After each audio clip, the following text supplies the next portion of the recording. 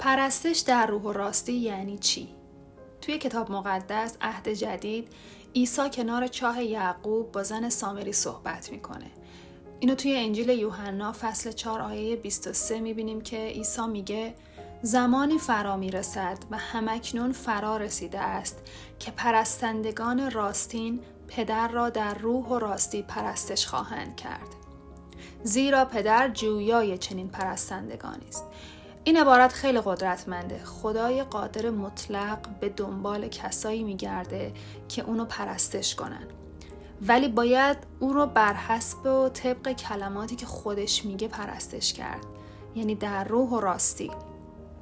بعدش در ادامه عیسی میگه خدا روح است و پرستندگانش باید او را در روح و راستی بپرستند. در پرستش این روح ما هست که مستقیما با خدا به عنوان روح صحبت میکنه. بر حسب کلام خدا انسان از 3 قسمت تشکیل شده: روح و روان و بدن. روان ما در ستایش و شکرگزاری خیلی فعال هست، ولی برای پرستش این روح ماست که در ارتباط مستقیم با خدای روح قرار میگیره و ما باید در روح و راستی اونو پرستش کنیم. بدون روح القدس واقعا نمیتونیم خدا رو پرستش کنیم و کسایی که تجربه پر شدن از روح القدس رو داشتن ثابت میکنن که این کاملا درسته. پرستش شما رو به این صورت تغییر میده. شما دیگه یه بعد جدیدی دارید. این ما رو کامل یا بی‌نقص نمی‌کنه یا اینکه بهتر و بالاتر از آدمای دیگه نمیبره، ولی قطعاً یه چیزی رو توی ما آزاد میکنه که ما رو قادر میکنه که درک کنیم پرستش باید به چه صورت باشه. ولی علاوه بر این خدا میگه در راستی یا حقیقت مستلزم خلوص نیته و خیلی مهمه که یاد بگیریم در پرستش خلوص نیت داشته باشیم و بی‌ریا باشیم.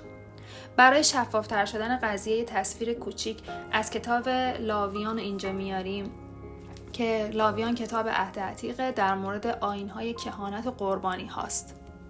در رابطه با قربانی ها دستورالعمل های این کتاب میده که چه چیزی میتونه در قربانی کردن به خداوند تقدیم بشه و چه چیزایی نباید به خدا تقدیم بشه. کتاب لاویان فصل 2 آیه 1 و 2 خداوند خواستار این میشه که یک سمغ یا شیره خوشبوی خاص به اسم کندر باید همیشه و بر روی هر قربانی تقدیم بشه. بیاین به این 2 آیه نگاه کنیم.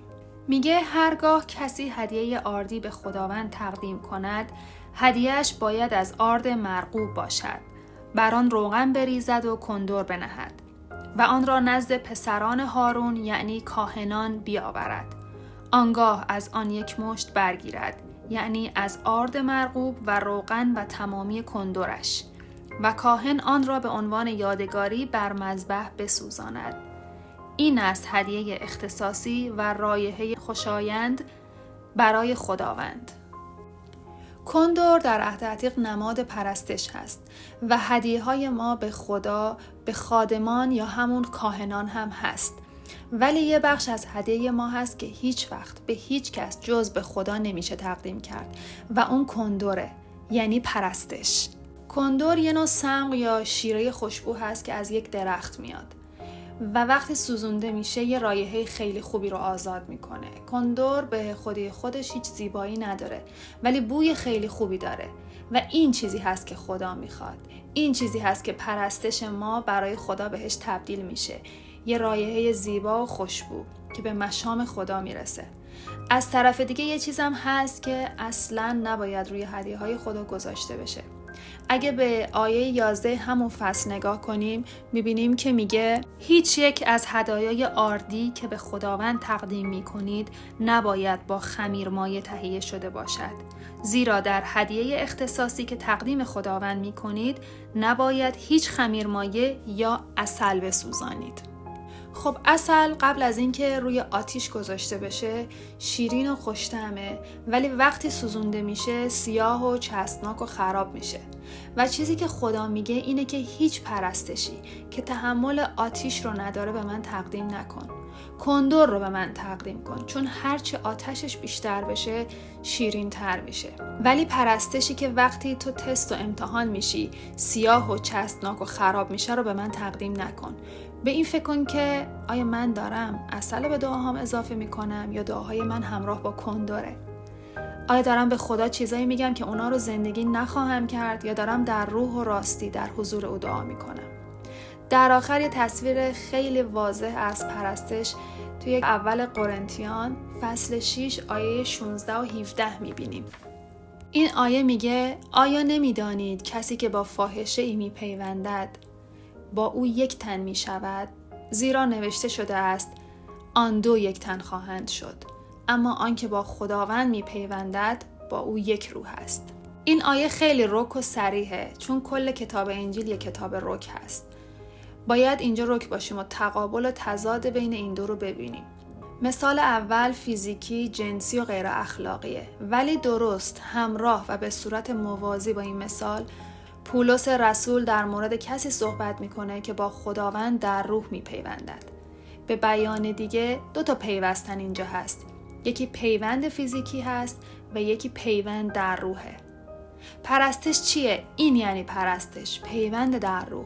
این تنها راهی هست که روح ما میتونه مستقیما با روح خدا بپیونده و در نتیجه این پیوستن و یکی شدن یک زایش به وجود میاد. پرستش در واقع چیزی هست که ما رو از لحاظ روحانی پربار و پرثمر میکنه. خب حالا کلید رسیدن به چنین پرستشی چیه؟ چطور میتونیم پرستشی پرثمر و واقعی داشته باشیم؟